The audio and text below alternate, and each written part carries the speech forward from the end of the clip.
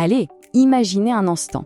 Un juge dont les décisions, elles ne portent pas sur des contrats ou des entreprises. Non, elles touchent au cœur même de la vie des gens, leur famille. Aujourd'hui, on va explorer ensemble le métier de juge aux affaires familiales. C'est un rôle fascinant, vraiment à la croisée du droit et des émotions les plus intenses. Alors pour commencer, une question toute simple. Est-ce que l'idée de prendre des décisions qui ont un impact direct, immédiat sur la vie des familles, ça fait écho en soi ? Si la réponse est oui, alors cette exploration est faite pour vous, parce que c'est exactement de ça dont il s'agit. En fait, ce rôle, c'est un véritable exercice d'équilibriste. D'un côté, il y a l'application de la loi, et ça doit être rigoureux. De l'autre, il y a la nécessité de comprendre finement les vies qui vont être complètement transformées par chaque jugement.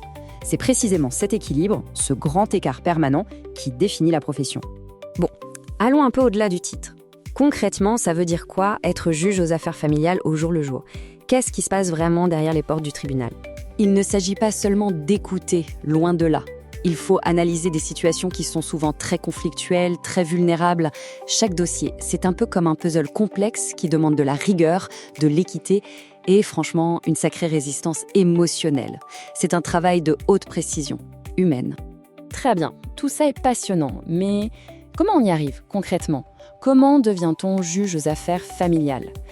Comme on va le voir, le chemin pour y parvenir varie énormément d'un bout à l'autre de la planète.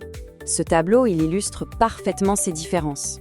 Regardez, en France, la voie royale, c'est le fameux concours de l'École nationale de la magistrature.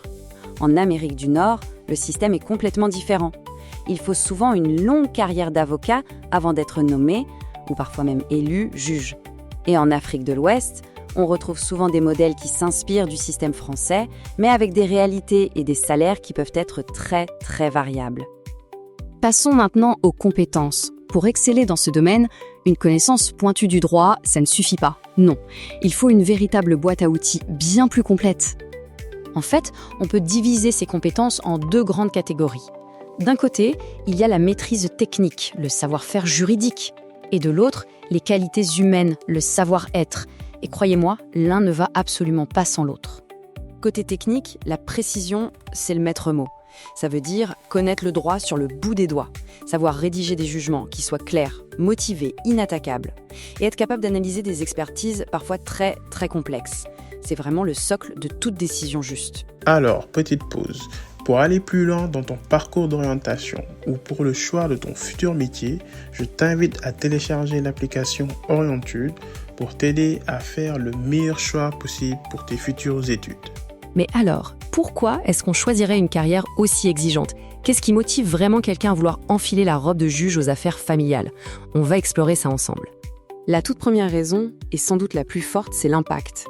Participer à rétablir des situations, à protéger, à organiser des relations pour l'avenir. C'est rendre la justice utile, concrète, humaine. C'est une contribution sociale qu'on peut toucher du doigt. Et puis, oubliez la routine. Chaque cas, c'est un mélange unique de droit, bien sûr, mais aussi de psychologie, de sociologie et parfois même d'économie. Le quotidien est donc un défi intellectuel permanent où il faut sans cesse s'adapter. Au-delà de la mission elle-même, il y a aussi un côté plus pragmatique, on va dire. La structure de la carrière est aussi une motivation. Le statut de magistrat, ça garantit une stabilité d'emploi et des possibilités d'avancement. Et c'est important pour pouvoir s'engager sur le long terme au service de l'intérêt général. Et ce chemin ne s'arrête jamais vraiment. S'engager dans cette voie, c'est s'engager dans un apprentissage à vie. La loi change, la société et les familles évoluent. Il faut constamment affûter ses compétences. Et ça va bien au-delà du droit pur. Puis voilà ce qui fait toute la différence. L'empathie pour comprendre sans juger. L'impartialité pour rester absolument neutre. Et le sang-froid pour décider sous pression. Ce sont ces qualités qui permettent de naviguer dans la tempête émotionnelle de chaque affaire. Après ces tours d'horizon, la question finale, elle se tourne un peu vers l'intérieur. Est-ce que ce rôle pourrait être une vocation pour soi ? Je trouve que cette citation, elle résume absolument tout.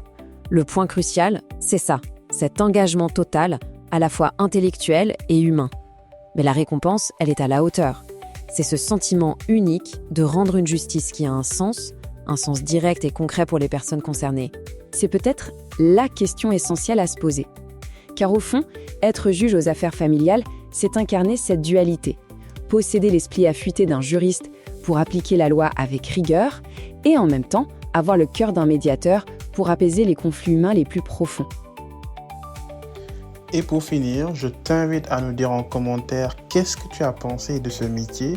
Si tu l'as apprécié, je t'invite à liker la vidéo et à partager à tes amis à qui ça pourrait intéresser pour leur permettre eux aussi de pouvoir le découvrir.